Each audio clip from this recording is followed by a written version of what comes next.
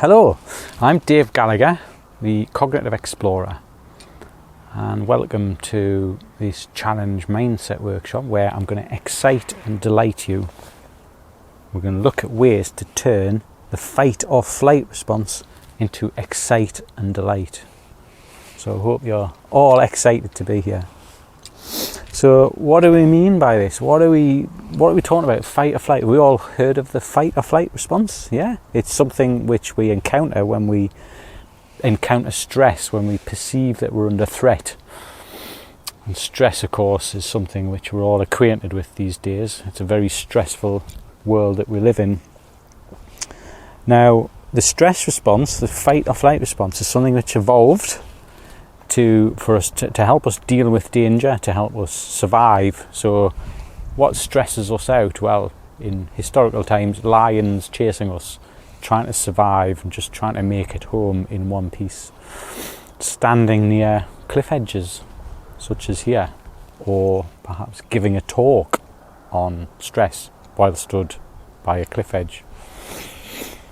These are things which traditionally are kind of associated with stress. But of course there are other things, plenty of things which stress us in life these days, whether it's answering emails, whether it's dealing with all the priorities in life that we've got to deal with. It might be being stuck in traffic or taking the kids to the supermarket. Now these things are all activating this kind of stress response, which really aren't what we evolved the stress response to deal with. So the chances are we're kind of in an elevated state of stress all the time these days, when in fact we need a bit more balance in life. And that's what I'm going to talk a bit about. Balance is important, particularly when you're on the edge of a drop. But generally speaking, balance in terms of your response to stress. So what do I mean by balance? Okay, well, first of all, just to explain who I am. So I am an adventurer, mountaineer, I'm into all sorts of adventure pursuits, but I'm also a research psychologist. So I spend a lot of time with extreme sports people, particularly base jumpers who spend their time jumping off the edges of cliffs such as this. That means I spend a lot of time attached to ropes on the edge. In fact, I'm often over the edge before they are, and I'm taking photographs, but I'm also studying them. So I study the mindset and the behaviour of people who seem to thrive in these extreme situations. And I really believe we can learn a lot from that mindset. It's not just about being crazy and daring do and jumping off with wild abandon. No, there's a mindset, there's dealing with stress. Now, interestingly, research has shown that, for instance, skydivers, people who thrive in these really intense situations, have this capacity to balance their stress response in a way that, ordinary people in ordinary situations, perhaps, or in extraordinary situations, can't do. So what is the stress response? Well, the stress response is to do with something called your autonomic nervous system. And I won't go into too much detail on the scientific or technical terms because, for a start, we're out in the wild. We're perhaps cold and, but we're stimulated and perhaps in anticipation of what we're going to do. And all this can turn the brain down. It can make it harder to concentrate on complex information.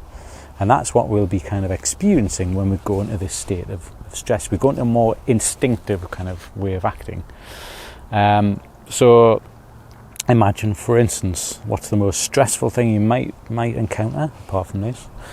Being trapped in a burning building. So the flames are flickering, you kind of get this dump of adrenaline and you want to get out of there. That's your primal side taking over. And you run off down the corridor into a dead end.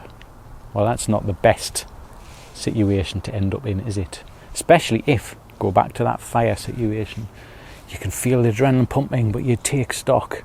You look around, you see that the fire exit is over there, just to the side of the fire, but there's a clear passage, so you can go for it. So you've made a more rational decision there, and you've processed what's going on. So having a bit of calm in our situation and finding ways to bring calm back can really help us deal with stress and deal with it in a way which doesn't let us go into blind panic. So We have two parts to this system I've referred to. We have an alerting part and a rousing part, and that's the part which is kind of dominating in that situation where you're running away in panic, that primal sort of situation. But we also have a calming side to this, and these are two branches of this nervous system which operate kind of often, in opposition, but they can be brought together. So, how do I mean by that? Okay, so imagine a seesaw. So at one end you have the arousal, the alerting system. At the other end we have the calming system. And actually, in these panic situations, the seesaw's tipped in favour of the alerting. So you're on high alert, your brain's shut off, you've gone in that primal mode. At the other end of the spectrum, let's tip it the other way. We've had our Sunday lunch, we've sat in front of the fire, we're pleasantly full, and we're just getting, drowsy and ready to go to sleep. So we're in that kind of calm state. And so often we're in one state or the other, depending on circumstance, but actually sometimes we want to bring more balance. So as I mentioned, skydivers, for instance, can seem to activate both systems at the same time. So we're looking to get this balance, or this kind of thing where we're in a high arousing situation, but we're also able to cope with that and balance that out. So this autonomic system, and I've talked about autonomic or automatic, it kind of clues in the title, we shouldn't really be able to control it, should we? Because this is the system which controls our bodily organs. It looks to get us into a state of equilibrium.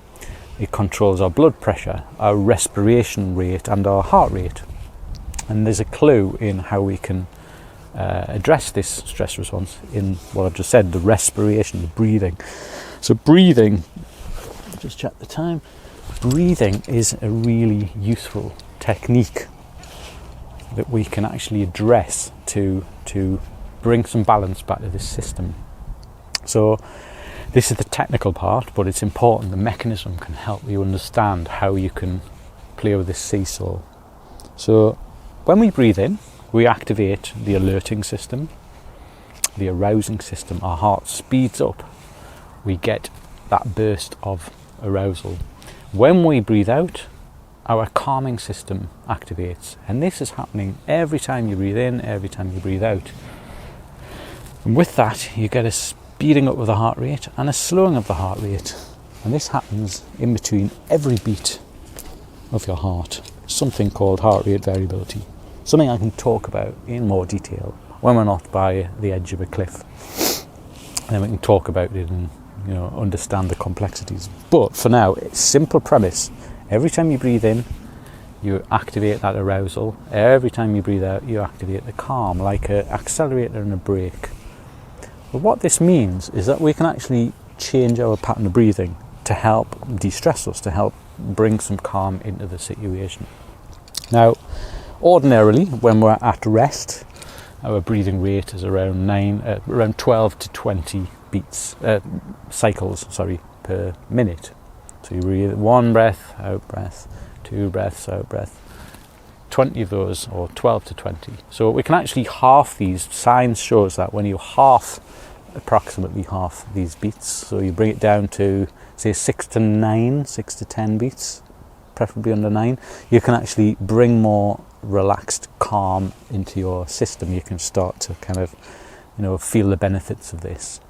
But more specifically, what I want to try today with everyone is to actually focus on prolonging the exhale of the breath. Because, like I said, every time you breathe in, the alerting or sympathetic part of the system kicks in. Every time you breathe out, the calming, also known as the parasympathetic, but we'll call it the calming system, kicks in. So by that rationale, if you prolong the out-breath relative to the in-breath, you can actually activate this system better. Okay, so we're going to try this breathing system and get in control of our stress response. So first of all, we're going to breathe in for 3 and out for 5. In for 3, out for 5. In for 3, out for 5. In for 3 and out for 5. So already we're starting to have some impact on this autonomic system, on rebalancing the stress that we might already be in and bringing some calm back in. So what we can do, so this relates as well to mindfulness, and of course mindfulness, we're familiar with the concept. Mindfulness is all about sort of turning down this voice inside, this self-doubt, the kind of racing thoughts that make us flip from one thing to the next and can add to that sense of stress. So typically mindfulness practice might involve focusing on the breath. So again, we can bring some of that into this. We can keep on with these slower paced breathing techniques, even if we're in a stressful situation like this, and just be concentrating on the breaths in and out. When any thoughts that happen to arise, any thoughts which are starting to feel anxious or worried or concerned, just let that voice fade away. Don't get caught up in the voice, the inner voice. Just observe the thoughts as they arise. And we can change the voice from, if it's a self-doubting voice, to a self-affirming voice. And this is the voice which says, I'm good, I can do this, I'm enjoying this, control, I've got control, I can see this as a challenge. And that's key now, because we're turning those parts of the brain off, and this is again backed up with evidence, parts of the brain which focus on the negative sense of emotional being caught up in the thoughts and in the stress of the moment. These parts of the brain turn off, and we adopt what's called a challenge mindset. So the challenge is, this isn't a threat, this is a challenge. We don't use words like threat, we don't use words like stress. We use the sense that this is a challenge. I can do this, I'm going to do this, I'm going to go over the edge, I'm going to face this situation down. So this is the challenge mindset, and this is the sort of techniques we can use to help us overcome some of our self-doubt, some of the anxieties when we find that our heart's starting to race, our kind of the brain starting to shut down. We can take that stock and use these techniques. Breathe out for longer than you breathe in, and just take some semblance of control. So that is the challenge mindset. So I'd invite some of our willing volunteers who are most excited at the prospect to come and join me over the edge. Now let's go for it. Breathe.